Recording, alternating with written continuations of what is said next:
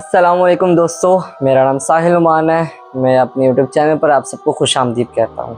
अगर आपको हॉरर कहानी और पुरस्कार वाक़यात पसंद है तो ये चैनल आपके लिए है।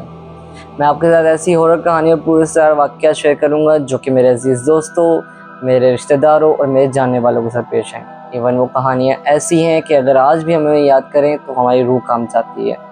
अगर आपको ऐसी हॉरर कहानियाँ पसंद है तो मेरे चैनल को सब्सक्राइब करें, बेल आइकन को दबाएं ताकि मेरी आने वाली हर खौफनाक दास्तान आप तक पहुंच सके। और अगर आपके पास भी ऐसी हॉरर खौफनाक दास्तानें मौजूद हैं तो आप मेरे साथ ज़रूर शेयर करें। मैं उन कहानियों को पढ़ूंगा और मैं बेस्ट से बेस्ट कहानी को चूज़ करके उसको नरेट करूँगा। तो चलें शुरू करते हैं मेरी पहली खौफनाक दास्तान के साथ। शाही किला लाहौर के खुफिया राज।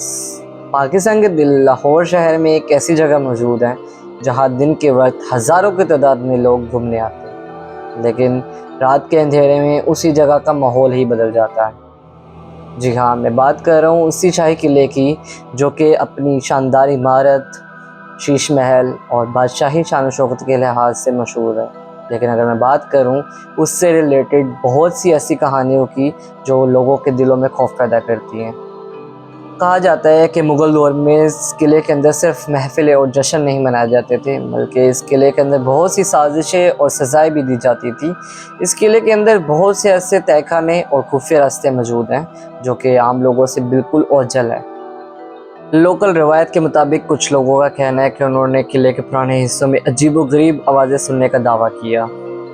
कुछ गार्ड्स का कहना है कि जब वो रात के वक्त ड्यूटी पर होते थे तो उन्हें अजीबो-गरीब सी रोने की आवाज़ें सुनाई देती थी। इवन जब वो चल रहे होते थे उनके पीछे छन छन की आवाज़ें सुनाई देती थी। जब वो पीछे मुड़कर देखते थे तो पीछे कोई ना होता था। सबसे ज़्यादा खौफनाक कहानियाँ किले के तहखानों से मुतल्लिक हैं। कई साल पहले किले के रेस्टोरेशंस के लिए कुछ मज़दूरों ने ज़मीन के नीचे कुछ कमरे दरियाफ्त किए। उन कमरों में इतना गहरा अंधेरा था कि टॉर्च की रोशनी भी फैल ना सकी। मशहूर अफ़साने के मुताबिक एक सिक्योरिटी गार्ड ने इस बात का दावा किया कि उसने रात के करीब 2 बजे एक सफ़ेद लिबास औरत को किले के पुराने हिस्से खड़ा देखा। गार्ड समझा शायद कोई विजिटर है। गार्ड उसकी तरफ बढ़ा, बट वो धीरे-धीरे अंधेरे की तरफ जाने लगी। अचानक गार्ड की नज़र उसके पाँव पर पड़ी और उसके पाँव मुड़े हुए थे और कुछ ही लम्हों बाद औरत गायब हो गई। किले का वो रास्ता पूरी तरह से बंद था। वहाँ से निकलने का कोई भी रास्ता मौजूद ना था। सिक्योरिटी गार्ड ने ये वाक़या अपने साथियों के साथ बयान किया, बट किसी ने भी उसका यकीन ना किया। इवन उसका मजाक उड़ाया गया। कुछ ही हफ्तों बाद एक और सिक्योरिटी गार्ड के साथ सेम हादसा पेश आया और वो सिक्योरिटी गार्ड इतना ज़्यादा खौफज़दा हो गया कि दोबारा उसने उस किले में जाने की हिम्मत न की। और धीरे धीरे लाहौर शाही किला के अंदर ऐसे खौफ पैदा होने लगा और ये कहानियाँ मशहूर होने लगी।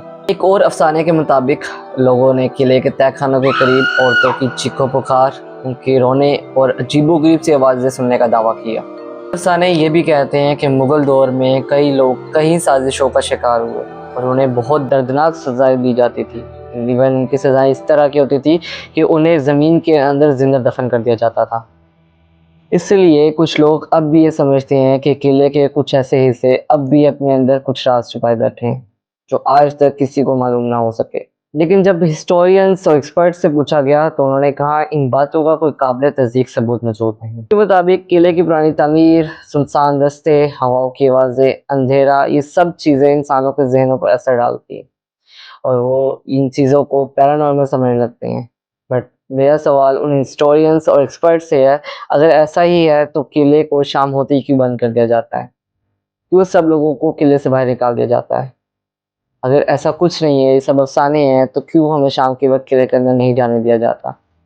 क्या वाकई शाही किला एक पुरानी तारीखी इमारत है या बहुत से ऐसे राज हैं जो शाही किले के अंदर मौजूद हैं?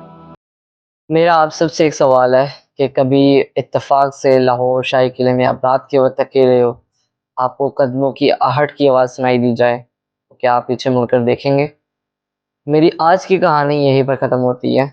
उम्मीद करता हूँ आपको ये कहानी पसंद आई होगी। मैं मज़ीद बहुत हॉरर और पुरस्कार वाक़यात आपके सामने पेश करूँगा जो कि मेरे अज़ीज़ दोस्तों के साथ पेश आई हैं। मेरा मकसद सिर्फ़ आप लोगों को डराना नहीं, लेकिन हकीकत और पुरस्कार वाक़यात के साथ आपको आगाह करना है। और उम्मीद करता हूँ कि आपको मेरी हर आने वाली कहानी पसंद आएगी और आपकी भी कोई कहानी है वो आप मुझे ज़रूर शेयर करें। अभी के लिए अल्लाह हाफ़िज़।